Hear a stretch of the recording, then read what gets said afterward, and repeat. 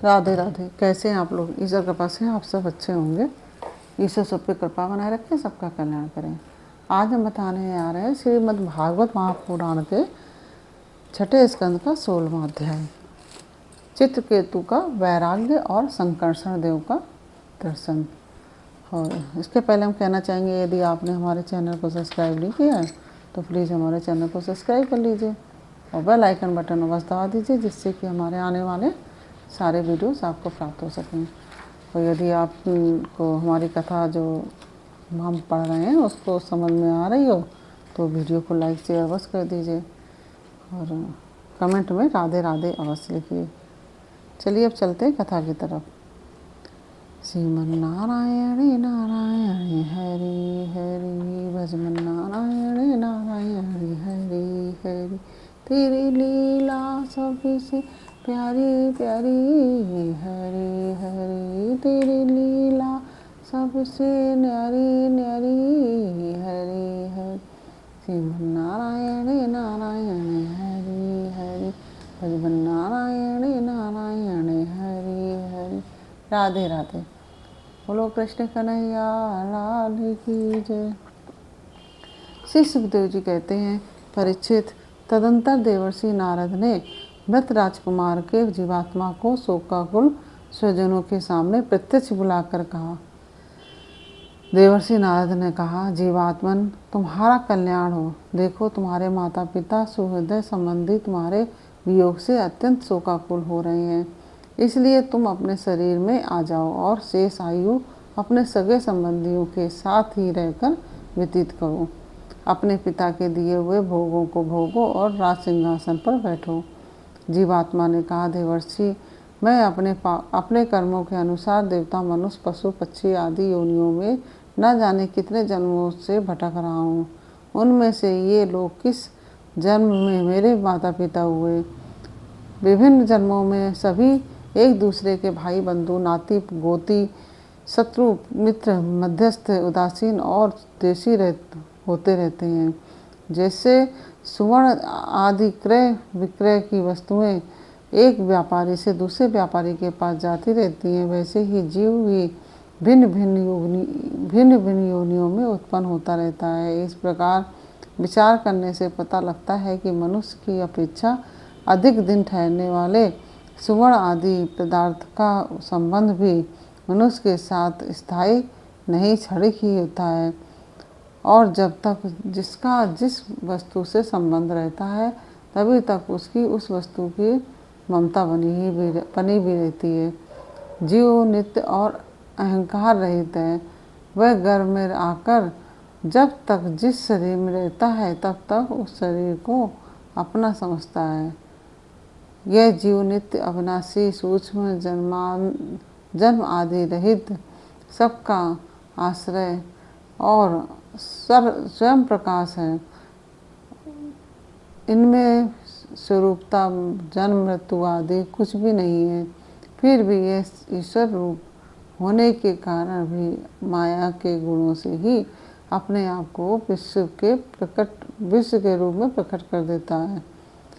इसका ना तो कोई अत्यंत प्रिय है और ना अप्रिय है, और अपना और पराया, ना अपना है ना पराया है, क्योंकि गुण द्वेष रहित अहित करने वाले मित्र, शत्रु आदि की भिन्न भिन्न बुद्धि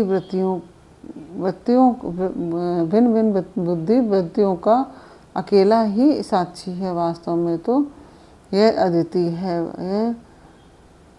यह आत्मा कार्य कारण का साक्षी और स्वतंत्र है। इसलिए यह शरीर आदि के गुण दोष आदि अथवा कर्म फल को ग्रहण नहीं करता, सदा उदासीन भाव में स्थित रहता है। श्री सुखदेव जी कहते हैं, वह जीवात्मा इस प्रकार कहकर चला गया और उसके सगे संबंधी उसकी बात सुनकर अत्यंत विस्मित हुए।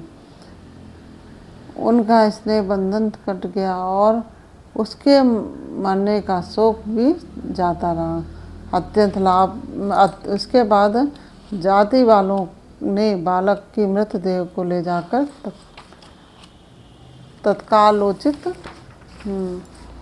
संस्कार और और्ध्वदेहित क्रियाएं पूर्ण की और उस दुस्तेज स्नेह को छोड़ दिया जिसके कारण शोक, मोह, भय और दुख की प्राप्ति होती है। परीक्षित, जिन रानियों ने बच्चे को विष दिया था वे बाल हत्या के कारण श्रीहीन हो गई बाल हत्या के कारण श्रीहीन हो गई थी और लज्जा के मारे आंख तक नहीं उठा सकी थी। उन्होंने अंगिरा ऋषि के उपदेश को याद करके मात्सरहीन हो यमुना जी के तट पर ब्राह्मणों के आदेशानुसार बाल हत्या का प्रायश्चित किया। परीक्षित, इस प्रकार अंगिरा और नारद जी के उपदेश से विवेक बुद्धि जागृत हो जाने के कारण राजा चित्रकेतु घर गृहस्थी के अंधेरे कुएं से उसी प्रकार बाहर निकल पड़े जैसे कोई हाथी तालाब के कीचड़ से निकल आए। उन्होंने यमुना जी में विधि पूर्वक स्नान करके तर्पण आदि धार्मिक क्रियाएं की। तदंतर संयंतेंद्रिय और मौन रहकर उन्होंने देवर्षि नारद और महर्षि अंगिरा के चरणों में वंदना की। भगवान नारद ने देखा कि चित्रकेतु जितेंद्रिय भगवत भक्त और शरणागत है, अतः उन्होंने बहुत प्रसन्न होकर उन्हें इस विद्या का उपदेश किया है। श्री नारद जी ने यूँ उपदेश किया। ओमकार स्वरूप भगवान आप वासुदेव, प्रद्युम्न, अनिरुद्ध और संकर्षण के रूप में क्रमशः चित्त, बुद्धि, मन और अहंकार के अधिष्ठाता हैं। मैं आपके इस चतुर्भुज रूप का बार बार नमस्कार पूर्वक ध्यान करता हूँ। आप विशुद्ध विज्ञान स्वरूप हैं। आपकी मूर्ति परमानंदमयी है। आप अपने स्वरूप भूत आनंद में ही मग्न और परम शांत हैं। दैत्य दृष्टि आपको छू तक नहीं सकती। मैं आपको नमस्कार करता हूँ। अपने स्वरूप भूत आनंद की अनुभूति से ही आपने माया जनित राग द्वेष आदि दोषों का तिरस्कार कर रखा है। मैं आपको नमस्कार करता हूँ। आप सबकी समस्त इंद्रियों के प्रेरक परम महान और विराट स्वरूप हैं। मैं आपको नमस्कार करता हूँ। मन सहित का वाणी आप तक ना पहुँचकर बीच में ही लौट आती है। उसके उपरत हो जाने पर जो अद्वितीय नाम रूप रहित चैतन्य मात्र और कार्य कारण से परे की वस्तु रह जाती है, वह हमारी रक्षा करें। यह कार्य कारण रूप जगत जिनसे उत्पन्न होता है, जिनमें स्थित होता है और जिनमें लीन हो जाता है तथा जो मिट्टी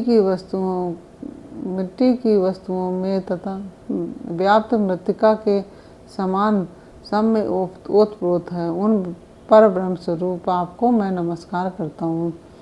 यद्यपि आप आकाश के समान बाहर भीतर एक रस व्याप्त हैं, तथापि आपको मन, बुद्धि और ज्ञानेंद्रिय अपनी ज्ञान शक्ति से नहीं जान सकती और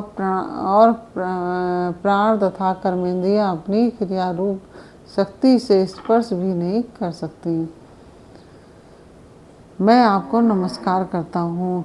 शरीर, इंद्रिय, प्राण, मन और बुद्धि जगत तथा स्वप्न अवस्थाओं में आपके चैतन्यांश से युक्त होकर ही अपना अपना काम करते हैं तथा सुषुप्ति और मूर्छा की अवस्था में आपके चैतन्यांश से युक्त न होने के कारण अपना अपना काम करने में असमर्थ हो जाते हैं। ठीक वैसे ही जैसे लोहा अग्नि से तप्त होने पर जला सकता है, अन्यथा नहीं। जिसे दृष्टा कहते हैं वह भी आपका ही एक नाम है। जागृत आदि अवस्थाओं में आप ही उसे स्वीकार कर लेते हैं। वास्तव में आपसे पृथक उनका कोई अस्तित्व नहीं है। ओमकार स्वरूप महाप्रभावशाली विभूतिपति भगवान महापुरुष को नमस्कार है। श्रेष्ठ भक्तों का समुदाय अपने कर कमलों की कलियों से आपके युगल चरणों की सेवा में संलग्न रहता है। प्रभु आप ही श्रेष्ठ हैं, सर्वश्रेष्ठ हैं, आप ही सर्वश्रेष्ठ हैं। मैं आपको बार बार नमस्कार करता हूँ। श्री सुखदेव जी कहते हैं, परीक्षित देवर्षि नारद अपने शरणागत भक्त चित्रकेतु को इस विद्या का उपदेश करके महर्षि अंगिरा के साथ ब्रह्मलोक को चले गए। राजा चित्रकेतु ने देवर्षि नारद द्वारा उपदिष्ट विद्या का उनके आज्ञानुसार 7 दिन तक केवल जल पीकर बड़ी एकाग्रता के साथ अनुष्ठान किया। तदनंतर उस विद्या के अनुष्ठान से 7 रात के समान राजा चित्रकेतु को विचारधनों का अखंड आधिपत्य प्राप्त हुआ। इसके बाद कुछ ही दिनों में इस विद्या के प्रभाव से उसका मन और भी शुद्ध हो गया। अब वे देवादिदेव भगवान शेष जी के चरणों के समीप पहुंच गए। उन्होंने देखा कि भगवान शेष जी सिद्धेश्वरों के मंडल में विराजमान है। उनका शरीर कमलनाल के समान गौर वर्ण है। उस पर नीले रंग का वस्त्र फहरा रहा है। सिर पर किरीट, बाहों में बाजूबंद, कमर में करधनी और कलाई में कंगन आदि आभूषण चमक रहे हैं। नेत्र रत्नारे हैं और मुख पर प्रसन्नता छा रही है। भगवान शेष का दर्शन करते ही राजर्षि चित्रकेतु के सारे पाप नष्ट हो गए। उनका अंतःकरण स्वच्छंद और निर्मल हो गया। हृदय में भक्तिभाव की बाढ़ आ गई। नेत्रों में प्रेम के आंसू छलक गए। शरीर का एक एक रोम खिल उठा और उन्होंने ऐसी ही स्थिति आदि पुरुष भगवान शेष को नमस्कार किया। उन्होंने ऐसी स्थिति में भगवान शेष को नमस्कार किया। उनके नेत्रों से प्रेम के आंसू टप टप गिरते जा रहे थे। इससे भगवान शेष के चरण रखने की चौकी भीग गई। प्रेमोद्रेक के कारण उनके मुंह से एक भी अक्षर ना निकल सका। वे बहुत देर तक शेष भगवान की कुछ भी स्तुति ना कर सके। थोड़ी देर बाद उन्हें बोलने की कुछ शक्ति प्राप्त हुई। उन्होंने विवेक बुद्धि से मन को समाहित किया और संपूर्ण इंद्रियों की बाह्य वृत्ति को रोका। फिर उन जगत गुरु की जिनके स्वरूप का 5 रात्र आदि भक्ति शास्त्रों में वर्णन किया गया है, इस प्रकार स्तुति की। चित्रकेतु ने कहा, अजित जितेंद्रिय एवं समदर्शी साधुओं ने आपको जीत लिया है। आपने भी अपने सौंदर्य, माधुर्य, कारुण्य आदि गुणों से उनको अपने वश में कर लिया है। और आप धन्य हैं, क्योंकि जो निष्काम भाव से आपका भजन करते हैं उन्हें आप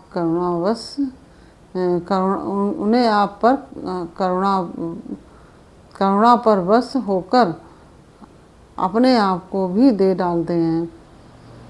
उन्हें आप करुणा पर वश होकर अपने आप को दे डालते हैं। भगवान जगत की उत्पत्ति, स्थिति और प्रलय आपके लीला विलास हैं। विश्व निर्माता ब्रह्मा आदि आपके अंश के भी अंश हैं। फिर भी वे पृथक पृथक अपने को जगत कर्ता मानकर झूठ मूठ एक दूसरे से स्पर्धा करते हैं। नन्हे से नन्हे परमाणु से लेकर बड़े से बड़े महत्त्व पर्यंत संपूर्ण वस्तुओं के आदि अंत और मध्य में आप ही विराजमान हैं, तथा स्वयं आप आदि अंत और मध्य से रहित हैं, क्योंकि किसी भी पदार्थ के आदि और अंत में जो वस्तु रहती है वही मध्य में भी रहती है। यह ब्रह्मांड कोश जो पृथ्वी आदि एक दूसरे से पृथ्वी आदि एक से एक 10 गुने 7 आवरणों से घिरा हुआ है। 1 से 1 10 गुने 7 आवरणों से घिरा हुआ है। अपने ही समान दूसरे करोड़ों ब्रह्मांडों के सहित आप में एक परमाणु के समान घूमता रहता है और फिर भी उसे समस्त सीमा का पता नहीं है। इसलिए आप अनंत हैं। जो नर पशु केवल विषय भोग ही चाहते हैं वे अपना भजन नर पशु केवल आप विषय भोग ही चाहते हैं वे आपका भजन न करके आपके विभूति स्वरूप इंद्र आदि देवताओं की उपासना करते हैं। प्रभु, जैसे राजकुल का नाश होने के पश्चात उसके अनुयायियों की जीविका भी जाती रहती है, वैसे ही क्षुद्र उपास्य देवों का नाश होने पर उनके दिए हुए भोग भी नष्ट हो जाते हैं। परमात्मन, आप ज्ञान स्वरूप और निर्गुण हैं, इसलिए आपके प्रति की हुई सकाम भावना भी अन्य कर्मों के समान जन्म मृत्यु रूप फल देने वाली नहीं होती है। जैसे भुने हुए बीजों से अंकुर नहीं उगते, वैसे क्योंकि जीवों को जो सुख दुख आदि द्वंद्व प्राप्त होते हैं वे सत्व आदि गुणों से ही प्राप्त होते हैं, निर्गुण से नहीं। अजित, जिस समय आपने विशुद्ध भागवत धर्म का उपदेश किया था उसी समय आपने सबको जीत लिया है, क्योंकि अपने पास कुछ भी संग्रह परिग्रह न रखने वाले, किसी भी वस्तु में अहिंसा ममता और न करने वाले आत्माराम सनकादि महर्षि भी परम साम्य और मोक्ष प्राप्त करने के लिए उसी भगवत धर्म का आश्रय लेते हैं। वह भागवत धर्म इतना शुद्ध है कि उसमें सकाम धर्मों के समान मनुष्यों की वह विषम बुद्धि नहीं होती है कि मैं हूँ, यह मेरा है, यह तू है और यह तेरा है। इसके विपरीत जिस धर्म के मूल में ही विषमता का बीज बो दिया जाता है वह तो अशुद्ध, नाशवान और अधर्म बाहुल होता है। सकाम धर्म अपना और दूसरे का भी अहित करने वाला है। उससे अपना या पराया किसी का कोई भी प्रयोजन और हित सिद्ध नहीं होता है। प्रत्युक्त सकाम धर्म से जब अनुष्ठान करने वाले का चित्त दुखता है तब आप रुष्ट होते हैं, और जब दूसरे का चित्त दुखता है तब वह धर्म नहीं रहता, अधर्म हो जाता है। भगवान, आपने जिस दृष्टि से भागवत धर्म का निरूपण किया है वह कभी परमार्थ से विचलित नहीं होती। इसलिए जो संत पुरुष चर अचर समस्त प्राणियों में सम दृष्टि रखते हैं वे ही उसका सेवन करते हैं। भगवान, आपके दर्शन मात्र से ही मनुष्यों के सारे पाप क्षीण हो जाते हैं। यह कोई असंभव बात नहीं है, क्योंकि आपका नाम एक बार सुनने से ही नीच चांडाल भी संसार से मुक्त हो जाते हैं। भगवान, इस समय आपके दर्शन मात्र से ही मेरे अंतःकरण का सारा मल धुल गया है। सो ठीक ही है, क्योंकि आपके अनन्य प्रेमी भक्त देवर्षि नारद जी ने जो कुछ कहा है वह मिथ्या कैसे हो सकता है। हे अनंत, आप संपूर्ण जगत के आत्मा हैं, अतएव संसार में प्राणी जो कुछ करते हैं वह सब आप ही जानते ही रहते हैं। इसलिए जैसे जुगनू सूर्य को प्रकाशित नहीं कर सकता, वैसे ही परम गुरु मैं क्या निवेदन करूं भगवान। आपकी अध्यक्षता में सारे जगत की उत्पत्ति, स्थिति और प्रलय होते हैं। कुयोगी जन वेद दृष्टि के कारण आपका वास्तविक स्वरूप नहीं जान पाते हैं। आपका स्वरूप वास्तव में अत्यंत शुद्ध है। मैं आपको नमस्कार करता हूँ। आपकी चेष्टा से शक्ति प्रदान करके ही ब्रह्मा आदि लोकपालगण चेष्टा करने में समर्थ होते हैं। आपकी दृष्टि से जीवित होकर ही ज्ञानेंद्रियाँ अपने अपने विषयों को ग्रहण करने में समर्थ होती हैं। यह भूमंडल आपके सिर पर सरसों के दाने के समान जान पड़ता है। मैं आप सहस्त्र शीर्षा भगवान को बार बार नमस्कार करता हूँ। श्री सुखदेव जी कहते हैं, परीक्षित, जब विद्याधरों के अधिपति चित्रकेतु ने अनंत भगवान की इस प्रकार स्तुति की, तब उन्होंने प्रसन्न होकर उनसे कहा। श्री भगवान ने कहा, चित्रकेतु, देवर्षि नारद और महर्षि अंगिरा ने तुम्हें मेरे संबंध में जिस विद्या का उपदेश दिया है, उससे और मेरे दर्शन से तुम भली भांति सिद्ध हो चुके हो। मैं ही समस्त प्राणियों के रूप में हूँ। मैं ही उनका आत्मा हूँ और मैं ही पालन करता भी हूँ। शब्द ब्रह्म, वेद और परब्रह्म दोनों ही मेरे सनातन रूप हैं। आत्मा कारणात्मक जगत में व्याप्त हैं और कारणात्मक जगत आत्मा में स्थित हैं तथा इन दोनों में मैं अधिष्ठान रूप से व्याप्त हूँ और मुझ में ये दोनों कल्पित हैं। जैसे स्वप्न में सोया हुआ पुरुष स्वप्नांतर होने पर संपूर्ण जगत को अपने में ही देखता है और स्वप्नांतर टूट जाने पर स्वप्न में ही जागता है और तथा अपने को संसार के एक कोने में स्थित देखता है, परंतु वास्तव में वह भी स्वप्न ही है। वैसे ही जीव की जागृत आदि अवस्थाएं परमेश्वर की ही माया है।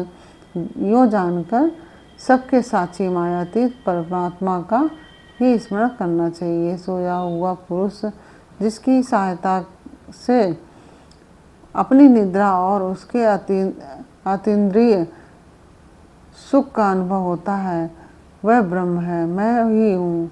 वह ब्रह्म जो अनुभव होता है वह ब्रह्म मैं ही हूँ। उसे तुम अपनी आत्मा समझो। पुरुष निद्रा और जागृति इन दोनों अवस्थाओं में अनुभव करने वाला है।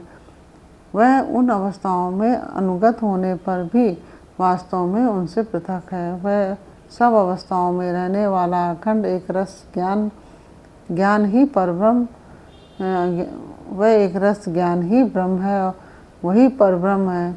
जब जीव मेरे स्वरूप को भूल जाता है तब वह अपने को अलग मान बैठता है। इसी से उसे संसार के चक्कर में पड़ना पड़ता है और जन्म पर जन्म तथा मृत्यु पर मृत्यु होती है। यह मनुष्य योनि ज्ञान और विज्ञान का मूल स्रोत है। जो इससे पाकर भी अपने आत्मस्वरूप परमात्मा को नहीं जान लेता, उसे कहीं किसी भी योनि में शांति नहीं मिल सकती। राजन, सांसारिक सुख के लिए जो चेष्टाएं की जाती हैं उनमें भ्रम है, क्लेश है, और जिस परम सुख के उद्देश्य से वे की जाती हैं उसके ठीक विपरीत परम दुख देती हैं। किंतु कर्मों के निवृत्त हो जाने में किसी प्रकार का भय नहीं होता है। यह सोचकर बुद्धिमान पुरुष को चाहिए कि किसी प्रकार के कर्म अथवा उनके फलों का संकल्प न करें।